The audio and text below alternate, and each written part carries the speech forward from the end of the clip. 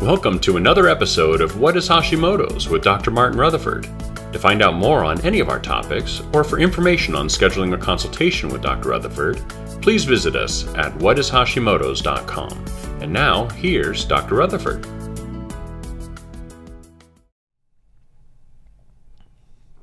Okay, so today we're doing a talk, Hashimoto's and fertility. I'm going to have to try to keep this one short because I could go off on this one for a long, long time. So I'm not going to get into chemical pathways and things of that nature, but Hashimoto's does affect fertility. One of the biggest connections in fertility, I think, with Hashimoto's is it has a connection to polycystic ovarian syndrome. They've done studies on young gals who are 12, 11, 13, 14 years old, and who had cysts, and they gave them thyroid medication and their cysts went away. Okay, so again, when I said I have to keep this real, like not go through all the chemical pathways, there are pathways that involve the adrenal glands and blood sugar manipulation that are secondary to Hashimoto's that ultimately create these cysts. People who get polycystic ovarian disease probably understand, or those of you who don't know, is the cause of some studies estimate 50% of the of infertility in this country. So that's a big crosstalk connection between the thyroid and the ovaries. But just in general, Hashimoto's thyroiditis is a hypothyroid condition, and hypothyroid conditions slow everything down. So it just slows everything down. So it slows down your ability to make eggs. It slows down your ability to pop those eggs out. You can't get the egg out. No cycle, no baby. So Hashimoto's works at it from that perspective. I have a lot of women who come in here and they're on hormone replacement therapy for their estrogen, and all of a sudden their thyroid starts getting better, and now they have to go down on their hormone replacement therapy because now they're starting to make more estrogen, and they're making too much, and they're getting all kinds of symptoms of too much estrogen. They're getting heavy periods and stuff like that. So it has a direct effect on estrogen metabolism. It has a direct effect on progesterone metabolism, now in a little different way. So progesterone, so estrogen, you make the egg, you have the baby, or you've already made the egg, you came with the eggs, but the egg is now made viable. It's made so that it can be expelled, and the follicle can become can get into the uterus. That's estrogen. Okay, estrogen does all that. But progesterone makes the uterus so that the follicle will stick and so that it will hold, okay? And progesterone has a very interesting relationship with thyroid hormone.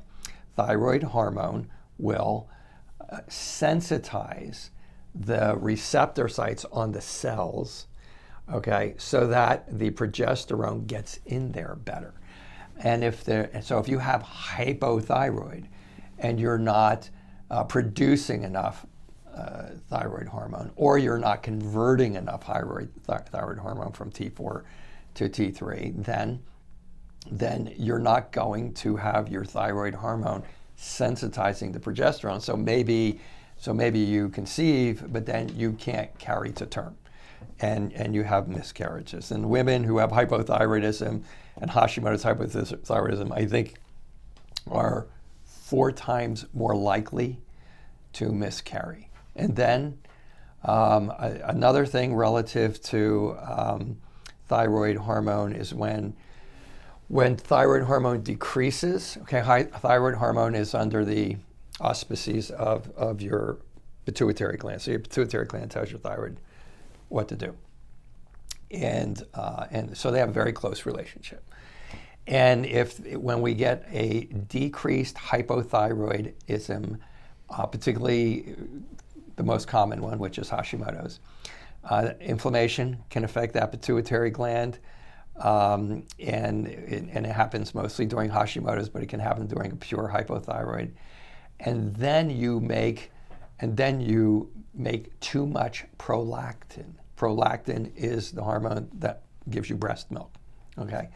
And when you start making breast milk, it kind of tells your whole female hormonal system to stop, because it's saying, no, I think you got a kid. so you don't need to be having cycles and stuff like that. And so from that perspective, thyroid interferes with fertility also.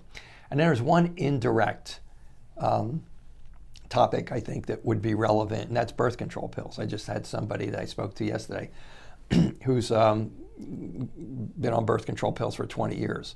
So that kind of alters the case a little bit, because birth control pills are birth control estrogen, particularly creams, but it happens with pills. Usually it builds up. Estrogen builds up. Okay, that's what it does. It builds up things. It builds up your uterus, but it also builds up in your system. It needs to be cleared by your liver. It needs to be cleared by your intestines. You need to not be constipated. Estrogen gets into a lot of different places, and then if it doesn't get cleared out, the excess estrogen from the pills, from the creams, the excess estrogen doesn't get cleared out. It kind of gunks up, like I just said, it kind of gunks up the liver, and then that alters a number of things. And one of the things it alters is what's called thyroid hormone binding globulin. That's a fancy name for a protein that when your thyroid makes thyroid hormone, it attaches to a protein.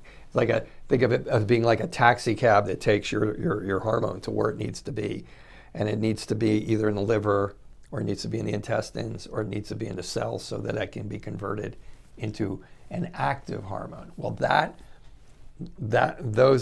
sex hormone binding globulin starts becoming like, it increases them. And so when it increases them, you start having so much hormone that attaches to those that you don't have enough hormone flying around to go into your cells. And now you have not enough action in your physiology. Your metabolism goes down, and then all the things happen that we talked about when I said hypothyroid just slows everything down, and it slows your estrogen down. So you might be getting taking hormone therapy and getting all kinds of low estrogen symptoms, even though you're taking it, because it's affecting the ability of your thyroid to work properly, or to convert hormones properly so that they work properly. I mean, the bottom line is that thyroid has a massive effect on your female hormones. When I have a case like with the lady that I spoke to yesterday, and the primary observation or the primary desire is I want to get my hormones under control. Before you get to the hormones, you got to clear out the liver, you got to clear out the gallbladder, you got to clear out the gut, you got to get the blood sugar right, you got to get the person's essential fatty acids right, because they also sensitize those receptor sites. And if that doesn't work, then and if that doesn't work, you have to look at the thyroid by that time, because thyroid's a hormone issue too, so you have to look at all of those things for the thyroid. But you'll do the thyroid first before you'll do anything to the female hormones, for all of the reasons that I just got done talking about. So yeah, it has a huge effect on infertility. Hashimoto's does. Again, just the PCOS is considered, just that connection is considered to be responsible for 40 to 50% of miscarriages in this country. So I hope that answers it in a relatively succinct period of time here. So, all right, see you in a couple days with another hopefully interesting topic.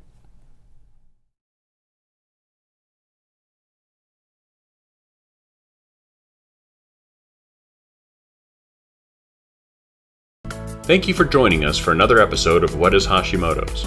To find out more on any of our topics, or for information on scheduling a consultation with Dr. Rutherford, please visit us at whatishashimotos.com.